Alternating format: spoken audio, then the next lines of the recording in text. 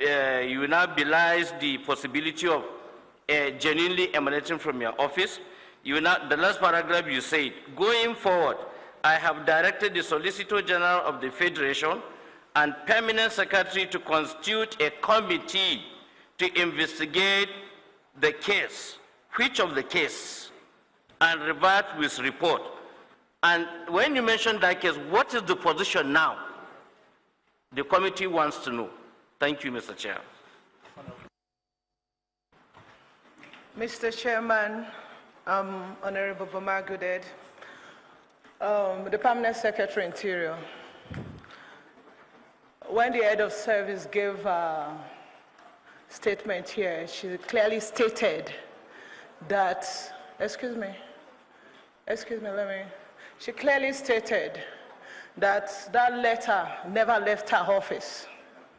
And if it wasn't an endorsement from her, then whatever you did with Mena was illegal. And you also said we're not investigating whether Mena was assigned to do some duties, because you continue saying, you repeatedly said that he wasn't assigned to do any duty. What we're trying to find out here, if he was reinstated, and from where, and who ordered for that reinstatement. That's my question to you. For the Attorney General, all the other questions I wanted to ask has been asked by my colleagues.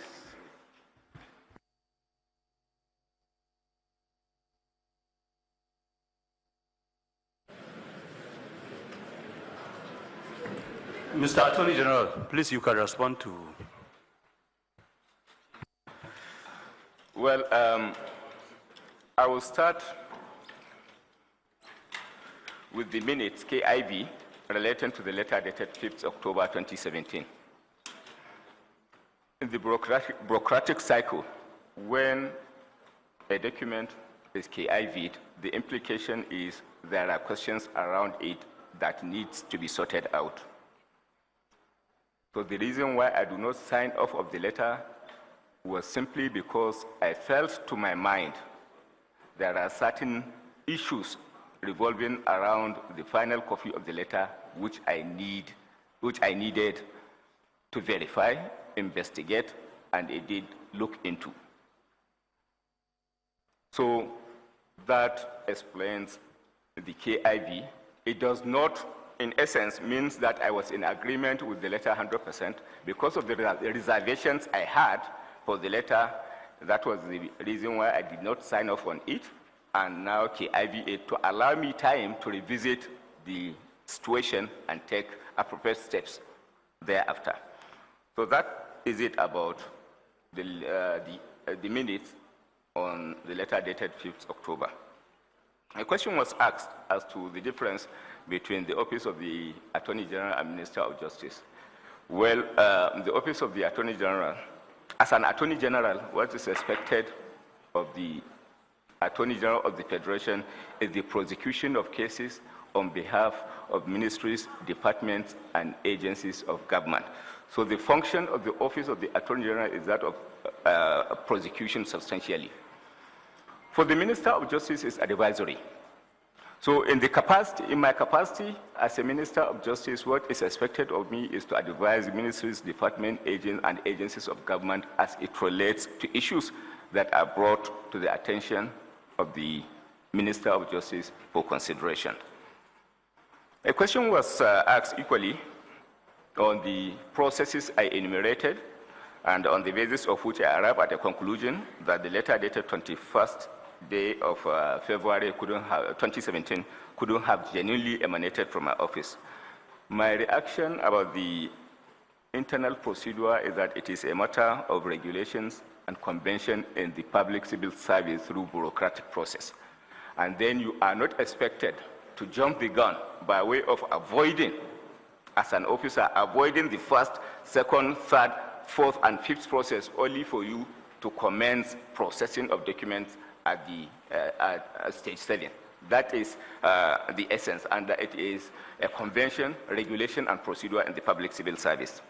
So whether I have taken steps to refute the content of the letter or not, as I stated earlier, are arising from the volume of work in the Office of the Attorney General. It is about priorities. On a daily basis, issues kept coming, and then there wasn't anything that created a sense of emergency as at then relating to the letter, but I know I refused to sign off on it so as to take my time, review the processes, review why there was no response, on my earlier minute of April relating to how he arrived at a decision, at a final conclusion that we could give consequential effect, knowing there was no response relating to the court processes relating to a case pending in National Industrial Court, knowing those antecedents were not concluded and no submissions were made to me. And then here is a letter, jumping to a conclusion and making reference to certain correspondence as well. I provoked my curiosity to look through the file and see what indeed was happening, arising from the conclusion that has arisen from the letter dated 5th October 2017. So the essence is KIV was intended to allow me time, revisit the file, and indeed arrive at a decision one way or the other, because decision one way or the other as to the reinstatement of minor is not a single factor of a product of a letter, but a general consideration of various issues. So that indeed was the position about it. Thank you.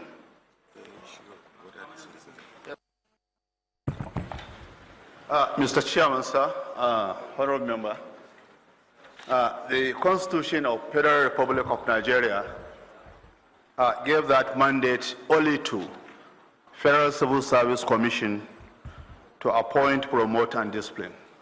So if anybody is carrying a letter that is being appointed by ministry or whoever, that letter is null and void. It is only letter issued by the Federal Civil Service Commission that is valid for any appointment, reinstatement, and promotion.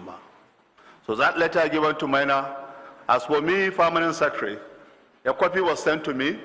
In that copy sent to me, there was no any statement, wait for head of service to release or what. I don't know whether head of service was issued a letter to give him or not.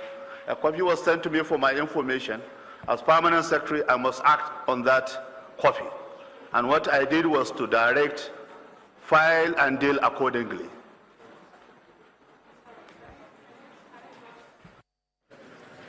Mr. Chairman, sorry.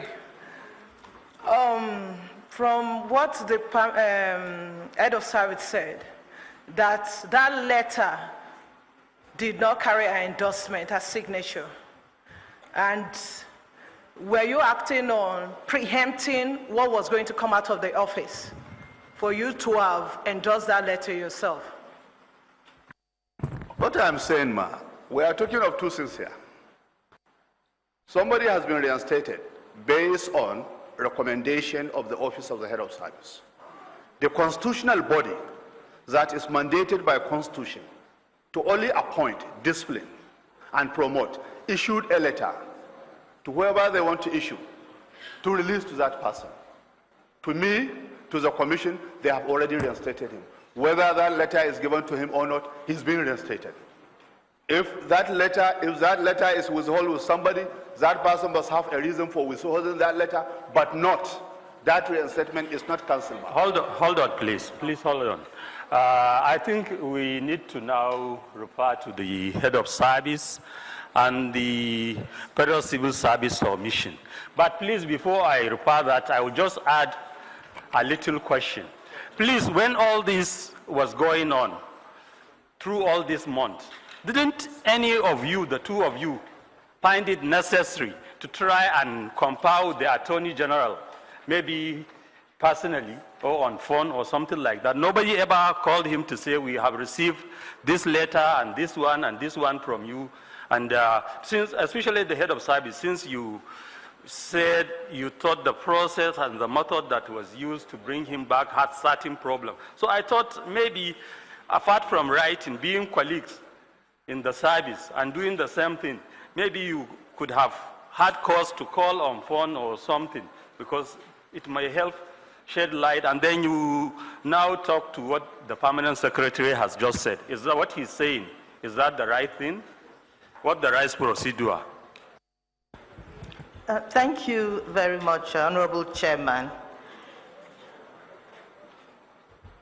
Throughout the period of these correspondences moving, being sent from the Attorney General's office to Federal Civil Service Commission, right from the first letter in January, the Attorney General never wrote to the Office of Head of Service directly. All the mails were between the Attorney General and the Federal Civil Service Commission, and my office was only copied.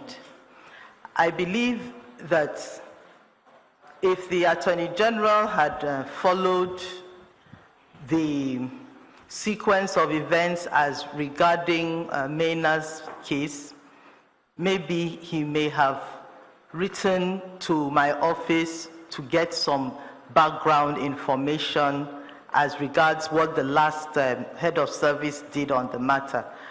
But I never got such a direct communication from the Attorney General, and I would not